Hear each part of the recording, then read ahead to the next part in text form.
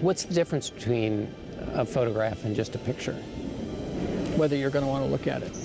Or, in the case of his most famous photograph, whether you're going to want to look away. A warning, some of you may not want to see the next photograph.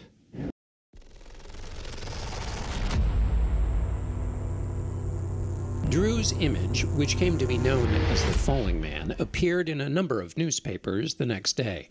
Many people found the lonesome vision too shocking. One high-profile viewer was mesmerized. The World Trade Center was built in the early 1970s as a symbol of United States power and international commerce. It was developed by the Port Authority of New York and New Jersey and aimed to rejuvenate Lower Manhattan. Standing gracefully along the river, the Twin Towers were a stunning symbol of architectural beauty and innovation. It's truly sad that future generations won't be able to grasp that beauty. An icon of global power and prestige, a testament to human achievement. It was the heartbeat of the United States, a beacon of hope and progress. And then, in an instant, everything fell down. Now, let's look one by one at what happened. 1979, the Soviet Union invaded Afghanistan to protect the newly installed pro-Soviet regime. Their enemies were a variety of Islamist rebel groups supported by the US, UK, Saudi Arabia, and other nations determined not to let communism win. Among those opposed to the Soviets was the young son of a wealthy Saudi businessman, Osama Bin Laden.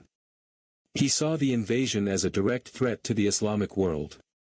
Bin Laden moved to Pakistan, where he and his allies provided fighters, weapons, and money to the Afghan rebels.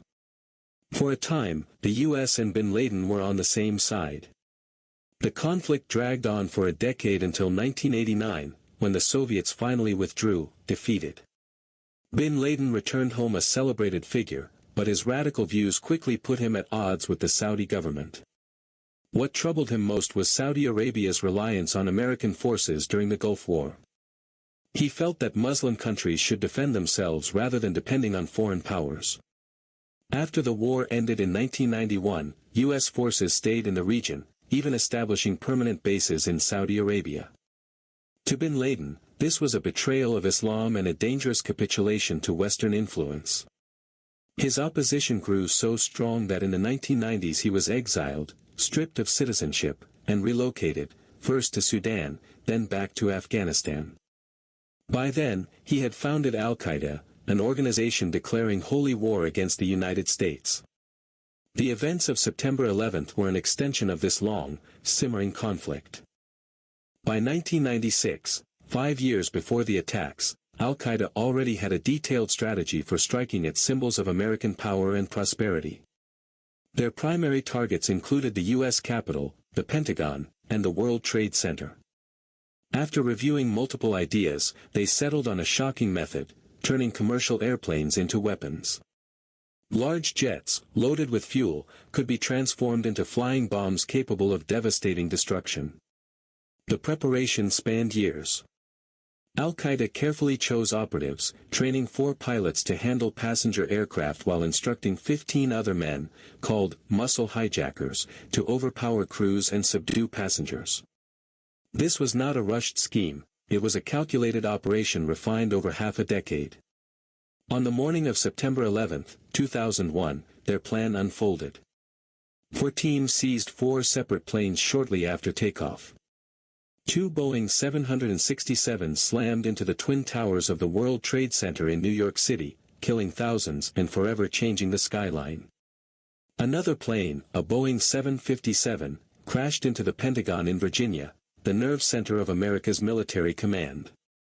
The 4th aircraft, also a 757, never made it to its intended destination. Passengers aboard realized what was happening and fought back against the hijackers. In the struggle, the plane crashed in a field in Pennsylvania, just miles away from Washington, D.C., where its likely target, the Capitol, stood. How did the hijackers succeed in boarding and seizing control? The answer lies in the weaknesses of airline security at the time. In the early 2000s, pre-flight checks were far less strict. Passengers could carry knives up to 4 inches long without issue, and metal detectors were only effective against larger objects. Al-Qaeda exploited these loopholes, bringing small knives and box cutters aboard to threaten and overpower crew members. In-flight procedures were also more vulnerable. At that time, flight attendants carried keys that opened the cockpit doors. Hijackers either forced attendants to unlock them or pressured pilots with threats of violence. Once inside, they had complete control. After September 11, these flaws were corrected. Cockpit keys were eliminated, reinforced doors were installed, and new regulations required cockpits to remain locked under all circumstances. Modern cockpit doors are now strong enough to resist bullets and even grenade blasts. For millions worldwide, the memory of that day remains vivid. Everyone recalls where they were when the attacks occurred. The tragedy of September 11 reminds us how fragile normal life can be, and how quickly an ordinary morning can turn into a carefully planned catastrophe.